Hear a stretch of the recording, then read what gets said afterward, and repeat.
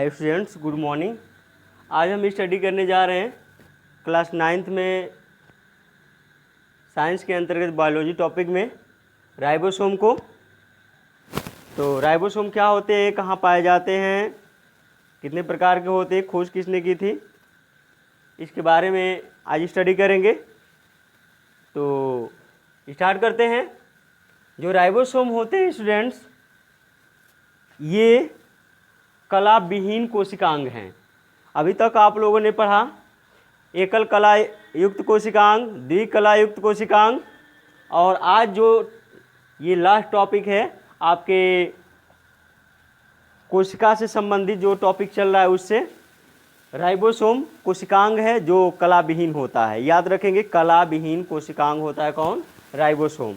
इसके बारे में लिखेंगे कि यह एक झिल्ली विहीन या कला विहीन कोशिकांग है। यह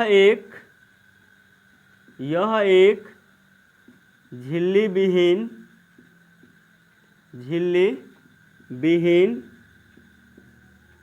कोशिकांग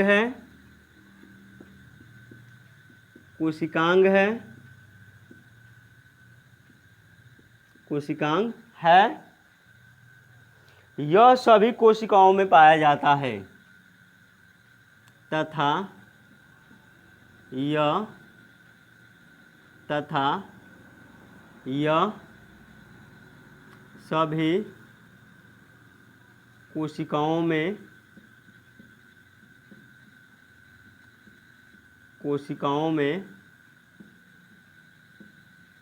सभी कोशिकाओं में पाया जाता है। इसीलिए इस कोशिकांग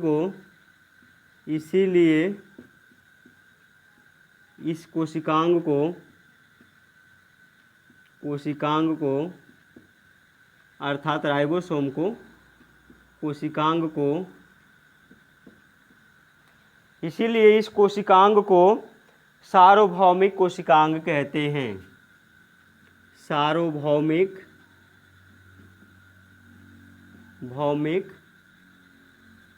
कोशिकांग कहते हैं।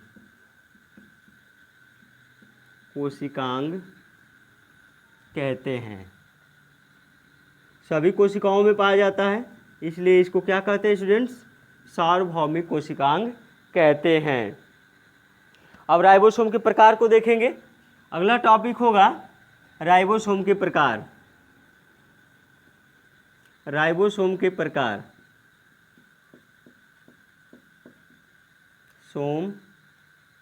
Ribosome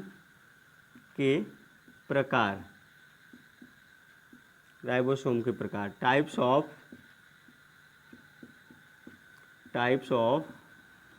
ribosome. यहाँ देखेंगे राइबोसोम निम्नलिखित प्रकार के होते हैं। तो लिख सकते हैं राइबोसोम निम्नलिखित प्रकार के होते हैं। राइबोसोम निम्नलिखित प्रकार के होते हैं।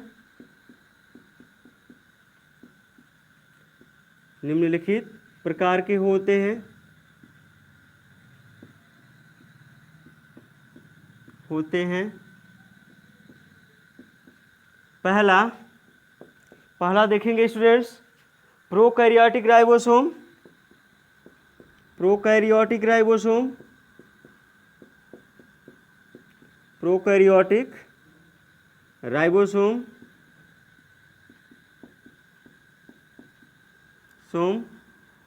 अर्थात जो प्रोकैरियोटिक कोशिकाओं में पाए जाते हैं प्रोकैरियोटिक राइबोसोम होते हैं। जैसे 70S प्रकार का जो राइबोसोम होता है स्टूडेंट्स, वह प्रोकैरियोटिक कोशिकाओं में पाया जाता है।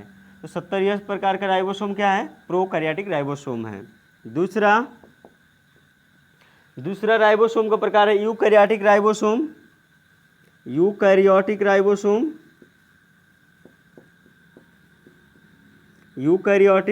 राइबोसोम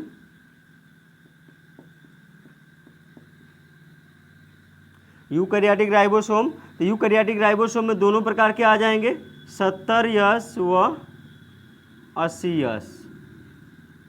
70S व 80S दोनों आ जाएंगे। क्योंकि यूकैरियोटिक में दोनों प्रकार के राइबोसोम पाए जाते हैं, जबकि प्रोकैरियोटिक में सिर्फ 70S प्रकार के राइबोसोम पाए जाते हैं। तीसरा राइबोसोम का प्रकार है स्टूडेंट्स, जिसको कहते हैं हरित लवक राइबोसोम। हरित लवक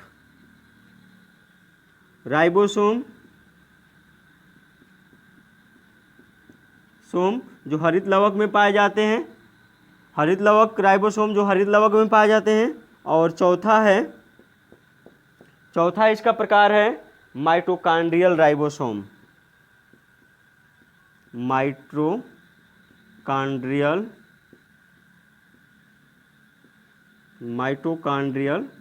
राइबोसोम। तो यहाँ आप लोगों ने देखा माइटोकॉन्ड्रियल राइबोसोम मतलब वह राइबोसोम जो माइटोकॉन्ड्रिया में पाया जाता है, माइटोकॉन्ड्रियल राइबोसोम होता है। तो यह रहा राइबोसोम के प्रकार। अब देखेंगे कुछ राइबोसोम के इम्पोर्टेंस के बारे में, तो इसको मिटा देते हैं।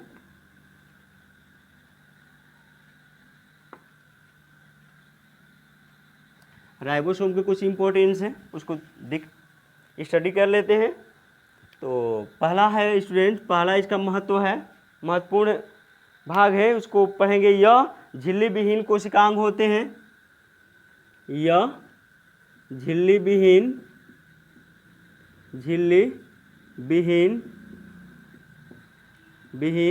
कोशिकांग होते हैं।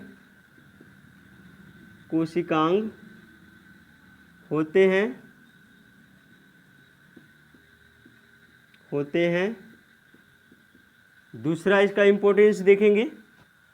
दूसरा इनका यह गोलाकार होते हैं। यह गोलाकार होते हैं।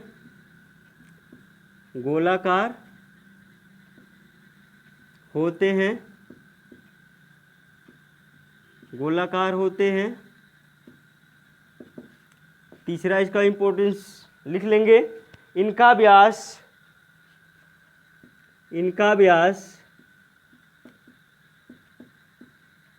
150 से मतलब 150 एंगस्ट्रॉम से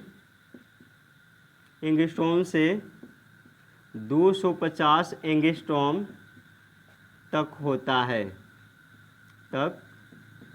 सकता है। इसका व्यास देख रहे हैं, 150 एंगस्ट्रॉम से 250 एंगस्ट्रॉम तक हो सकता है।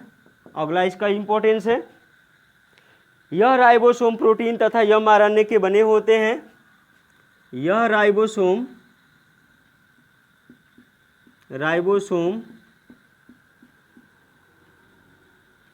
प्रोटीन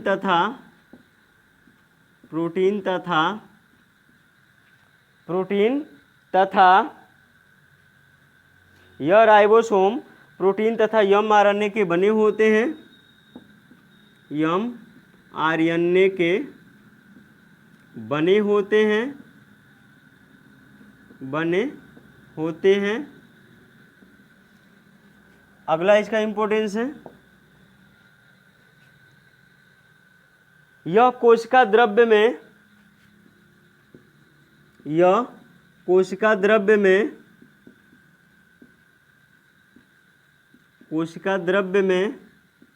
मतलब कहाँ पाया जाता है, तो यह कोशिका द्रव्य में पाया जाता है।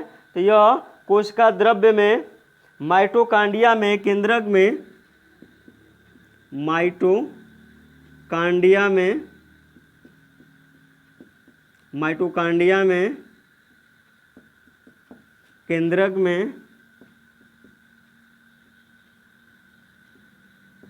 केंद्रक में अंतःप्रद्रवी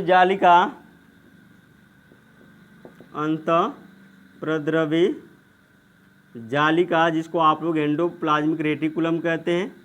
अंतःप्रद्रवी जालिका में एवं हरित लवक में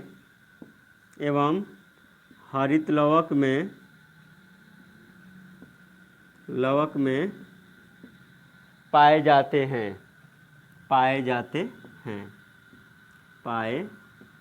जाते हैं। तो आप लोगों ने देखा यह कहाँ कहाँ पाया जाता है? कोशिका द्रव्य में, माइटोकांड्रिया में, केंद्रक में, अंतःप्रदय बीजालिका में, हरित लवक में पाए जाते हैं। तो यह रहा इसका मुख्य इम्पोर्टेंस। इसका मुख्य कार्य होता है प्रोटीन का संश्लेषण करना। तो कार्य इसका लिख लेंगे। इसका मुख्य कार्य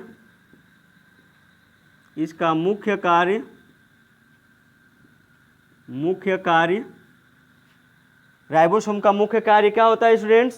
प्रोटीन संश्लेषण करता है। इसका मुख्य कार्य प्रोटीन संश्लेषण करना है। प्रोटीन का संश्लेषण करना है। संश्लेषण करना है, जिसको हम लोग प्रोटीन सिंथेसिस कहते हैं इंग्लिश में। Protein synthesis. इसका मुख्य कार्य प्रोटीन सिंथेसिस करना है। इसका मुख्य कार्य क्या है स्टूडेंट्स? प्रोटीन सिंथेसिस करना है। इसलिए इसे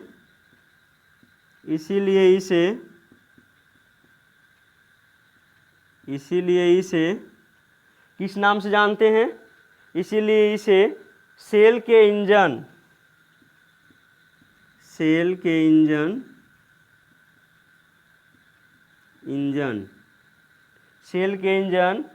या प्रोटीन फैक्ट्री भी कहते हैं। प्रोटीन फैक्ट्री भी कहते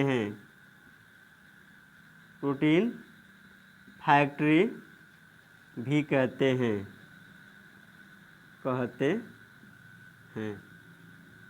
तो ये भी क्वेश्चन आपसे पूछा जा सकता है कि प्रोटीन की फैक्ट्री किस कोशिकांग को कहा जाता है? तो राइबोसोम को कहा जाता है। तो ये सारी चीज़ें आप लोग याद रखेंगे। हाँ, खोज को ज़रा देख लेते हैं। खोज डिस्कवर किसने किया है? तो खोज को आप लोग लिख लेंगे, जान लेंगे। डिस्कवर अर्थात राइबोसोम का खोज किसने किया है। तो इसकी खोज को आप लोग पढ़ेंगे, जानेंगे। इसकी खोज जॉर्ज पायलट ने, ये कहाँ के रहने वाले थे? रोमानिया के रहने वाले थे। किस सन में किए? 1953 में। तो लिख सकते हैं राइबोसोम की खोज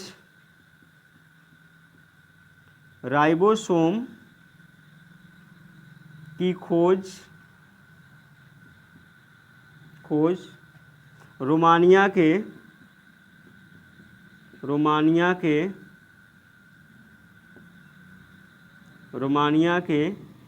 जीव वैज्ञानिक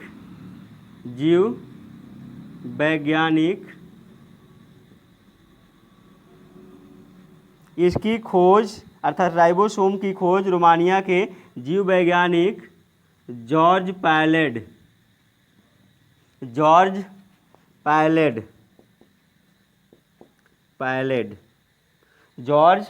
पायलट ने 1953 में की थी। 1953 ईस्वी में की थी। इन्होंने इलेक्ट्रॉन सूक्ष्मदर्शी का प्रयोग किया था इसकी खोज के लिए, और उस समय इलेक्ट्रॉन सूक्ष्मदर्शी की खोज हो चुकी थी। जिस इलेक्ट्रॉन सूक्ष्मदर्शी से इन्होंने क्या किया? राइबोसोम की खोज की थी। याद रखेंगे। इसका नामकरण किसने दिया था? तो राइबोसोम नाम किसने रखा था? तो ये भी लिख लेंगे। राइबोसोम नाम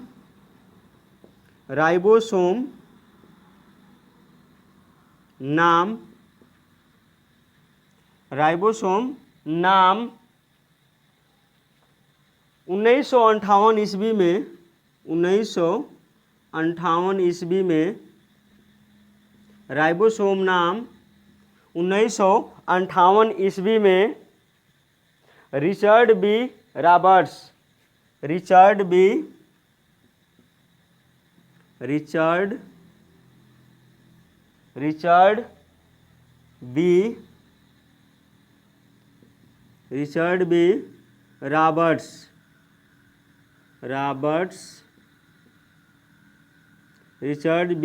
रॉबर्ट्स ने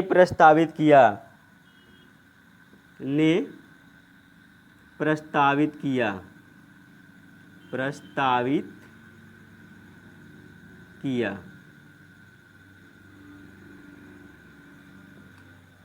तो यहाँ आप लोगों ने देखा राइबोसोम नाम 1958 ईस्वी में रिचर्ड बी रॉबर्ट्स ने प्रस्तावित किया था। खोज किसने किया है?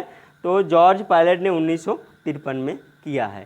तो ये राइबोसोम के कुछ इंपॉर्टेंस रहे, खोज रही। आप लोग इस टॉपिक को भी बढ़िया से स्टडी करेंगे, पढ़ेंगे।